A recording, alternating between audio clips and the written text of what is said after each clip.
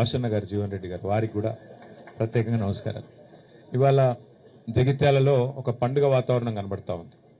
పెద్దలు మాజీ మంత్రివర్యులు జీవన్ రెడ్డి గారు, పార్టీ అధ్యక్షులు, తెలంగాణ తొలి ముఖ్యమంత్రి కేసీఆర్ గారి నాయకత్వంలో మరి బీఆర్ఎస్ లో చేరబోతా ఉన్నారు అనే ఒక కోలాహలం, ఒక పండుగ వాతావరణం ఇవాళ అందరికీ కనబడతా ఉంది. హరీష్ రావు గారు ఇప్పుడు మర్యాదపూర్వకంగా జీవన్ రెడ్డి గారి ఇంటికి వెళ్లి వారిని స్వాగతించి పలకరించి, వారికి గతంలో దాదాపుగా ఒక 25 సంవత్సరాలుగా వారికి ఉన్న పరిచయం కూడా ఇద్దరికి ఉంది కాబట్టి వారిని పలకరించి సాధారణంగా పార్టీలోకి వస్తున్నందుకు ధన్యవాదాలు చెప్పడం జరిగింది. ఇవాళ వాస్తవం ఏంటి అంటే రాష్ట్రంలో ఒక రాజకీయ పునరేకీకరణ జరుగుతూ ఉంది. సింహం బయటికి వస్తూ ఉంది అంటే గుంటనక్కల గుండెల్లో ఇలా రైలు ఉరుకుతున్నాయి. కేసీఆర్ గారు ఒక సంవత్సరం తర్వాత ఒక బహిరంగ సభకు వస్తున్నారంటే ఎన్నో రకాల కుట్రలకి కుతంత్రాలకి తెరలేపి కాంగ్రెస్ ప్రభుత్వం జగిత్యాలలో జరగబోతున్న జైత్రయాత్రను అడ్డుకునే ఒక చిల్లర ప్రయత్నం చేస్తూ ఉంది. ముఖ్యమంత్రి గారు, మంత్రులు ఎంత సిల్లీ పాలిటిక్స్ అంటే కేసీఆర్ గారు ఇక్కడికి వస్తున్నారంటే ముఖ్యమంత్రి గారు మేడిగడ్డ కోతారట.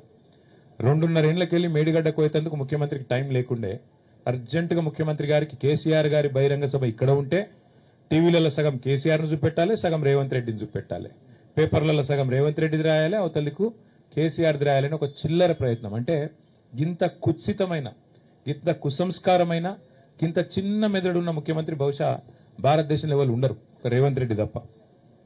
ఆయనకు హైటే తక్కువ అనుకున్నా, బుర్ర కూడా తక్కువ. అంటే ఈ మాట ఎందుకు అంటున్నా అంటే నిజం గింత చిల్లరగా ఉండకూడదు రాజకీయం. కేసీఆర్ లాంటి ఒక నాయకుడు ఆయన ఇంకా గీ ఏజ్ లో గీ స్థాయికి చేరుకున్న తర్వాత ఆయనకు పేపర్ వాళ్ళు ఏం రాస్తారు, టీవీ వాళ్ళు ఏం చూపెడతారు, ఆయనకి ఏమైనా ఉంటుందా? జగిత్యాలకు వచ్చుడు, జనాలను కలుసుడు, అందరి ముందు మాట్లాడుడు, లక్షలాది మందితో సంభాషించుడు కేసీఆర్ గారికి తెలిసిందే గది, ఆయన ప్రస్థానమే అది. అట్లాంటిది ఇవాళ ఆయన ఇక్కడికి వస్తుంటే కోరుట్లకి వెళ్ళి వచ్చేటోళ్ళందరికీ ఇక్కడికి రానియకుండా రోడ్డు దవ్వుతారట. 3 ఏళ్లకెళ్ళి యాదికి రాలే రోడ్డు, ఇప్పుడే యాదికి వచ్చింది సడన్ గా. ఇంత చీప్ పాలిటిక్స్, ఇంత చిల్లర ప్రయత్నాలతో జగిత్యాలలో జన ప్రభంజనాన్ని అడ్డుకుంటామని రేవంత్ రెడ్డి గారు, అదేవిధంగా ఇక్కడ ఉన్న హైబ్రిడ్ ఎమ్మెల్యే, హైబ్రిడ్ కూడా కాదు, ఏం బ్రీడో ఇది, ఏ బ్రీడో ఆ బ్రీడ్ ఎమ్మెల్యే ఇక్కడ ఉన్నాయన ఏ పార్టీ ఆయనకే తెలియదు. బీఆర్ఎస్ అని ప్రెస్ మీట్ లో చెప్తాడు, కాంగ్రెస్ పార్టీ ఆఫీసులో కూర్చుంటాడు, కాంగ్రెస్ పార్టీ మంత్రి పక్కకు కూర్చుంటాడు. క్రాస్ బ్రీడ్ అనాలనా, హైబ్రిడ్ అనాలనా, ఏం బ్రీడ్ అనాలే, ఆయన ఏందో ఆయనే చెప్పుకోవాలి. వాళ్ళు రేవంత్ రెడ్డి భయం ఏంటంటే, కాంగ్రెస్ లో భయం కూడా ఏంటంటే ఇక్కడ కేసీఆర్ గారు వచ్చి, జీవన్ రెడ్డి గారు, కేసీఆర్ గారు, మా రమణన్న, మా వసంత అందరు కలిసి ఒక వేదిక మీదకి వెళ్లి మాట్లాడితే జగిత్యాల నుంచే మళ్లీ బీఆర్ఎస్ జైత్రయాత్ర మొదలవుతుంది, దండయాత్ర మొదలవుతుంది, రేవంత్ రెడ్డికి భరతం పట్టడానికి తెలంగాణ ప్రజలు మరి రంగం సిద్ధం చేసినారని ఒక వాతావరణం వస్తుందని ఆయనకు భయం పట్టుకుంది. ఆయన అట్టర్ ఫ్లాప్ పాలన, 6 గ్యారంటీలని, 420 హామీలని, 13 డిక్లరేషన్లు, అన్ని వర్గాలను మోసం చేసిన విషయం బయటపడుతుందని చెప్పి ఆయనకు భయం పట్టుకున్నది. అందుకే ఈ రకమైన చిలిపి ప్రయత్నాలు చేస్తా ఉన్నారు. కానీ ఒకటి మాత్రం వాస్తవం, ఇదే జగిత్యాలలో కేసీఆర్ గారు గతంలో ఎన్నో బహిరంగ సభలు నిర్వహించారు. ఈ సభ కూడా అద్భుతంగా విజయవంతం అవుతుంది. ప్రభుత్వం ఎన్ని ప్రయత్నాలు చేసినా, ఎన్ని చిల్లర కుట్రలు చేసినా అన్నిటినీ కూడా అధిగమించడానికే మా పార్టీ నాయకత్వం అహరహం కూడా కష్టపడతా ఉన్నారు. మా సోదరులు పల్లా రాజేశ్వరరెడ్డి గారు ఇలా ప్రత్యేకంగా జనగామ శాసనసభ్యుడు ఇక్కడికి వచ్చి వారు జగిత్యాల కేంద్రంగా, జగిత్యాల నియోజకవర్గ పరిధిలో వారు బాధ్యత తీసుకున్నారు. పర్యవేక్షణ, అందరినీ కూడా కోఆర్డినేషన్ బాధ్యత, సమన్వయం.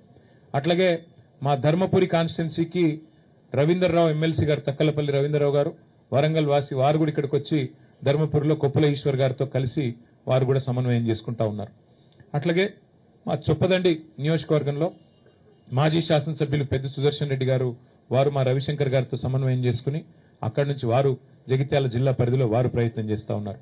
కోరుట్లలో గౌరవనీయులు మాజీ మంత్రి మరి శ్రీ ప్రశాంత్ రెడ్డి గారు, అక్కడ ఎమ్మెల్యే సంజయ్ గారితో, అట్లాగే మా జిల్లా పార్టీ అధ్యక్షులు విద్యాసాగర్ రావు గారితో వారు సమన్వయం చేసుకుంటా ఉన్నారు. వేములవాడ అక్కడ మా పెద్దలు లక్ష్మీ నరసింహారావు గారితో మాజీ పార్లమెంట్ సభ్యులు తమ్ముడు బాల్కా సుమన్ గారు, వారు అక్కడ బాధ్యత తీసుకున్నారు. ఈ రకంగా పార్టీ నాయకత్వం మొత్తం కూడా సమిష్టిగా పనిచేస్తున్నది. ప్రాంగణంలో ఇక్కడ బాలమల్లు గారు, శ్రీనివాసరెడ్డి గారు ఉన్నారు. సమిష్టిగా జీవన్ రెడ్డి గారి మరి చేరికను స్వాగతిస్తూ జగిత్యాల రైతాంగం గాని, జగిత్యాల ప్రజానికం గాని బ్రహ్మాండంగా మరి కదిలి వచ్చే పరిస్థితి కనబడతా ఉన్నది. ఏర్పాట్లు కూడా బాగా ఘనంగా జరుగుతా ఉన్నాయి. ఎండల్ని కూడా దృష్టిలో పెట్టుకుని అన్ని ఏర్పాట్లు చేస్తా ఉన్నాం. దాదాపుగా ఒక 3 లక్షల మంచినీళ్ల బాటిల్ కూడా తెప్పిస్తా ఉన్నాం. ఒక 2 లక్షల మజ్జిగ ప్యాకెట్లు కూడా తెప్పిస్తా ఉన్నాం. ఇవన్నీ కూడా ఎందుకంటే సాయంకాలం సభ అయినప్పటికీ కూడా కేసీఆర్ గారు దాదాపుగా 5:30 గంటలకు ఇక్కడ చేరుకుంటారు. ఎండ చల్లబడ్డ తర్వాతనే సభ ప్రారంభమవుతుంది. 5:30 గంటలకి కేసీఆర్ గారు ఇక్కడ చేరుకుంటారు. చేరుకున్న తర్వాత 5-5:30 మధ్యలో చేరుకుంటారు. ఆ తర్వాత సభ ఒక గంటంబావు సేపు సభ జరుగుతుంది. దయచేసి పాత్రికేయ మిత్రులతో కూడా నా ప్రార్థన, మొన్న మీకు కొంత అసౌకర్యమైంది, మమ్మల్ని మన్నించండి. ఒక సోదరుడికి కాలుకు ఫ్రాక్చర్ కూడా అయింది. అట్లాగే కొన్ని కెమెరా ట్రైపాడ్లు కూడా ఇరిగినాయని చెప్పారు.